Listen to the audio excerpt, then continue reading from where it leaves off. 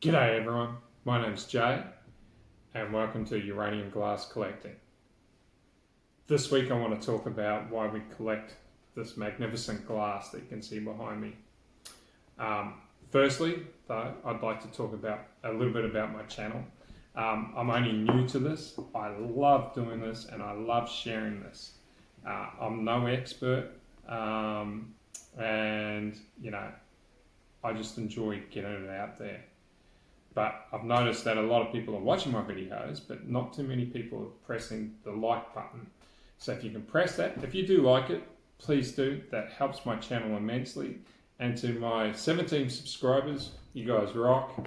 Let's hope we get some more. That being said, I'm still going to crank this stuff out because I just love doing it and it's fun. And I know people are watching it, which is very cool. Also, just leave a comment if you want to leave a comment. I will always get back to you. Back to the topic. Why do we collect uranium glass? Well, this stuff is cool. If you haven't already started collecting it, please do because you will never regret it. It is great fun. You get a kick out of finding the stuff. It has some monetary value to it and it is an awesome show-off piece. So for me, why did I start collecting it? The first time I went out, somebody lit a piece up for me and I just went, that is amazing. I have to have it. Brought the piece, didn't care what the price was, took it home and then started collecting. So what do you need to start collecting with? Well, to identify uranium glass or Vaseline glass, milk glass, you need a UV torch and they come in different shapes and sizes. So I have two. I have a large UV torch here that has a huge output, also takes a huge amount of batteries, but looks good, does the job, lights everything up beautifully. Bit big to stick in a handbag though. This cost me $20 odd, I think, on eBay. Readily available, easy to find. This is probably what I recommend for first time buyers. Go out, get yourself a little keychain, goes on your key. You never leave home without it.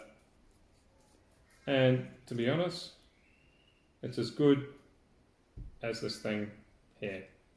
Fits on your keychain, take it everywhere. And that way you can find your little pieces. $2 or $3 on eBay, I think these are. Look them up. Keychain UV keychain torch. Always handy. And you'll find that they work just as good as everything else. You will need these. Why? Because you're going to be going to op shops, you're going to be going to thrift stores, you're going to be going to antique centres. You might find something on Marketplace that you think, that looks like uranium glass. And the dealer doesn't know it, or the seller doesn't know it, so you might want to rock up to the person's place and blow out a torch. I haven't heard of anyone throwing anyone out because you have a torch, but I did see on the Facebook pages that somebody was asked not to use their torch the other day, which I think is ridiculous because you're only trying to identify something for a collection value. So it's great fun, it's great to go out, have a look around. You can do it with your partner, you can do it with your kids, you can do it with your mate, you can do it with your girlfriend. You can take your mum and dad, you can do it with your family. My kids for Christmas brought me an amazing piece. I'll stick it in here. And they know to buy me uranium glass every year. I'm not complaining.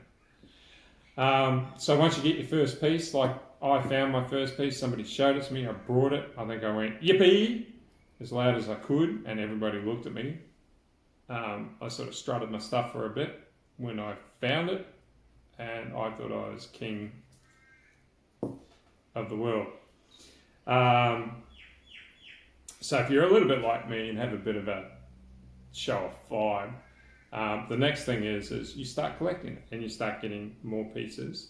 Do you become discerning? Not so much. I collected everything to start with. Anything my little torch fell on, I'd buy it. If it glowed, I'd buy it. I loved everything and anything about it.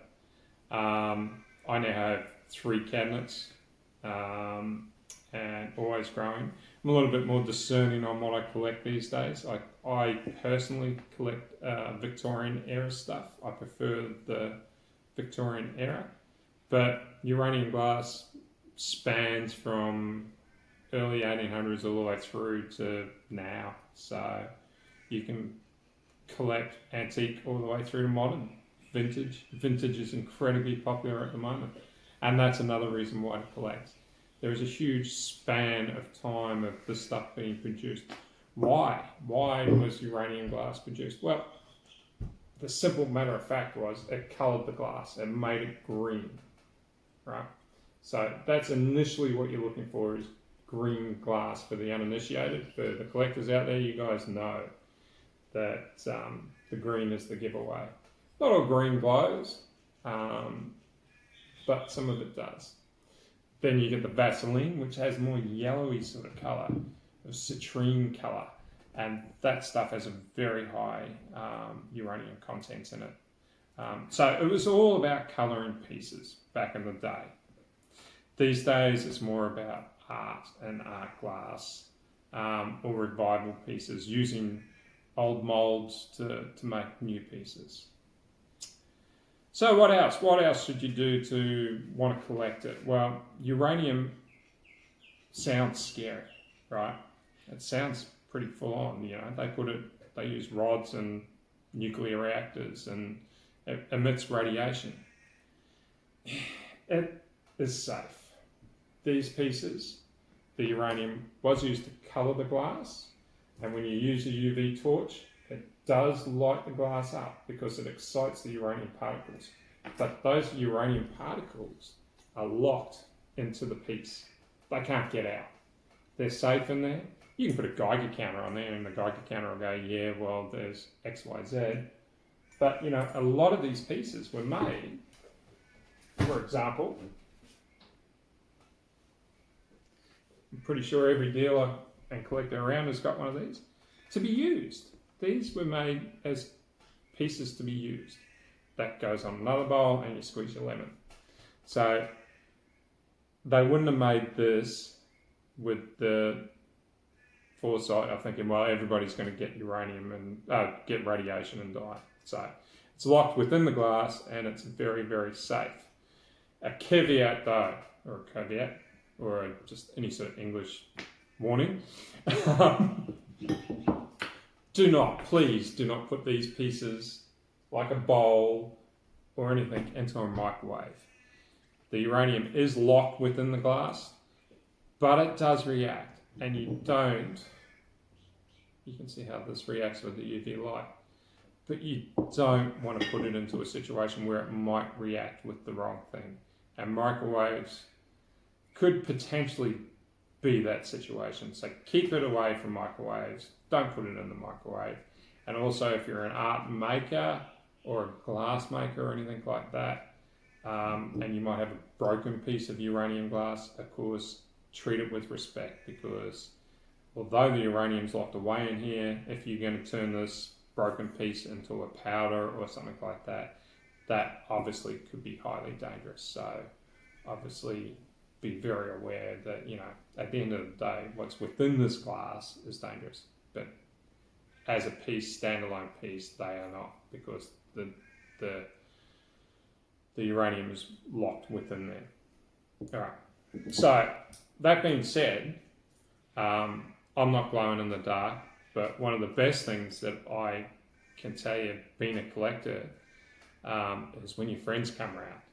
You can get these torches and you can go get a cabinet and just absolutely light it up and have a field day.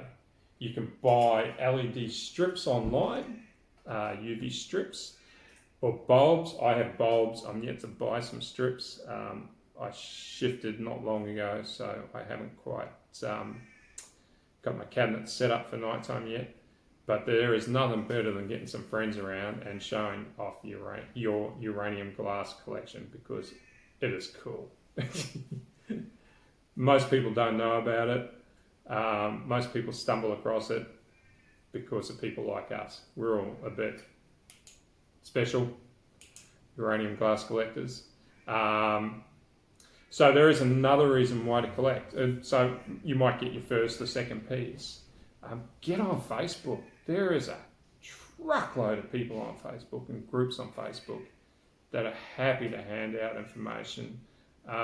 Pricing, you might look at a price and go, ooh, is that the right price? And you stick it on Facebook and go, hey guys, I'm at blah, blah, blah, what do you think? And you get people like me who want to put out 2 cents worth in and say, yeah, don't buy it, too much, or yeah, that's a bargain, or who cares? That's just the bomb, buy it. It doesn't matter what price it is. So those are a couple of things to look forward to when you start collecting. What else can I tell you? We have holy grails. I know I have holy grails. I look for certain pieces that I want in my collection now. A soda siphon, a uranium soda siphon is one for me. That's one that I've always wanted and always looked for. I hope to find out in the wild. And when I say the wild, I mean the op shops and the junk shops and the bits and pieces of bric-a-brac stores and things like that, where you've got your torch and you're wandering around and just, trying to find something that glows. And then there's things like, I'm watching a piece at the moment on Marketplace, and it's a decanter and 4 glasses, and it's King George VI coronation, 1930s, and it is incredibly rare, and it's made by Webb Glass, but with a huge price on it. And I'm humming and hawing. As a collector, they're asking top dollar, but look, it's rare and it's hard to find, and it's worth every penny. So do I splash a large amount of cash for something to have in my collection? And those are some of the things that you have to consider once you get serious and get into these things. Over and above that, use your pieces. I love using my pieces. I've got a lot of kitchenalia type stuff. I've got salad forks and spoons. I've got plates and things like that, and I love enjoying using them. I love showing my pieces off, and this is why I do these videos. As I say, I'm no expert. I'm just an enthusiast, and there's plenty of smart people out there. So use your resources. Use Facebook. Use Etsy. Use eBay for price guides. If you're unsure on price, ask people or get an idea of market price, because the next thing that I'm going to tell you is that uranium glass is on and up. It's one of those things where you can probably make a little bit of money if you have an already existing collection and have marked and categorized everything. You'll know what piece is at where and what you brought it for. So always, that's what I recommend you do. If you're a first-time collector, and you're starting to buy pieces, just get an old diary or something like that and write down, what piece you brought, how much you paid, and where you brought it. That's always handy as a reference. But if you're going to go on in the future and to sell pieces, then that gives you an idea of price point, because what you paid for it, you never want to make a loss on anything. And this stuff is becoming harder and harder to find. 5-6 years ago when I started collecting, you'd find it in op shops. They're as rare in hen's teeth now to find in op shops here in Australia. It's incredibly hard to find this stuff now. Antique dealers, antique stores, they know what they have, and they have a markup price. So when you're in there, you need to know that, say, this is a Bagley rose pattern with leaf on a stand. I paid $30 for it 5-6 years ago.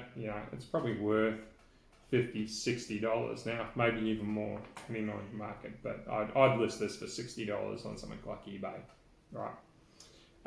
So if you're in an antique store and you see $80 on this and think, I have to have it, you're going to have a second thought, because you're going to know, or you're going to put it on Facebook or ask people, is that worth the money? or you're just going to know from market research that it's probably a little inflated, you know. So do your research, understand your market. That's definitely a key for what you do as a buyer or a seller, or even just a collector. Just as a collector, as I say, keep a little diary, you know. That way you know where you are if you ever do progress to selling. So that's about it. It's a great way to have fun. You can spend time on the weekends looking, hunting in the wild, as I like to call it, finding those pieces, annoying people in op shops because you found a piece and you've gone, yeah, baby. And they look at you like, huh? And then, you know, sharing it with other people on the Facebook, as I say, get on the Facebook pages. There's a heap of people on the groups. They're all enthusiasts. They're all fans. They all love it. You know, I'm one as well. I love to see people find their special buys or their great pieces. In America, you know, you guys are so spoiled. You've got Fenton, you've got Anchor Hocking, you've got these huge mass producers of product. And, you know, they find fantastic stuff in op shops. And I'm always so jealous. But here in Australia, we have to work a bit harder. We have the raw uranium, but that's not much good because that stuff is dangerous. But, you know, we have to work a bit harder for our pieces, but there's still plenty out there. You know, if you're a first-time buyer and you don't know where to go, I recommend get on the Facebook pages, watch for stuff. If you're in Australia, Depression Glass Australian Facebook page, they hold annual auctions and they're fair and reasonable prices. So have a look, you know, there's some uranium pieces in there. Go to your antique dealers, you know, antique stores, the co-ops, stuff like that. You know, use your torch. You'll be lucky if you find something that hasn't been found by the dealers because the dealers, they know. But, you know, you can always go to an antique dealer too if he's local or something like that. Look, I collect uranium glass or Vaseline glass or milk glass. Can you give me a call next time a piece comes in? And they may do that, yeah. You just have to be proactive on that side of things. Or you can go out and do what I do. Just take my torch, go everywhere, be everywhere, look for everything. Look on Etsy, look on eBay. Marketplace is a great source for stuff. A lot of people don't understand the green glass glows on Marketplace. As I say, not all of it does, so don't think you can just buy a plate and it's going to glow because that might not be the case. Yeah, and again, communicate with people. Ask them, do you know if it's uranium glass? Blah, blah, blah, blah, blah. Yeah, be a bit savvy about it if you want. But there's lots of avenues to find it. Garage sales, yard sales for the Americans. You guys seem to find a bomb again over there. Some of the pieces you find just blows my mind. I'm so jelly. That's not fair. But that's okay. I have 3 cabinets, and that's 3 cabinets more than I thought I'd ever have. And I am extremely happy with the pieces that I've found over time. And I look forward to finding some more. So, guys, if you like what I make, please hit that thumbs up down the bottom of the video here. That really helps me in the algorithm and building my channel up. It gets me noticed more for more people to come and watch us and enjoy our collection as a group. And if you really like me, subscribe, but I'm not pressuring you to. But yeah, it'd be great if you could. I'd appreciate it. Otherwise, have a great time looking for these pieces. Let me know if you find your first piece. We'll give you a high five and say g'day. And really stoked that you've joined the community. It's a huge community. It's a bunch of really cool people. We're all normal, kind of, sort of. We all like flashy lights. And yeah, happy hunting. Until next time.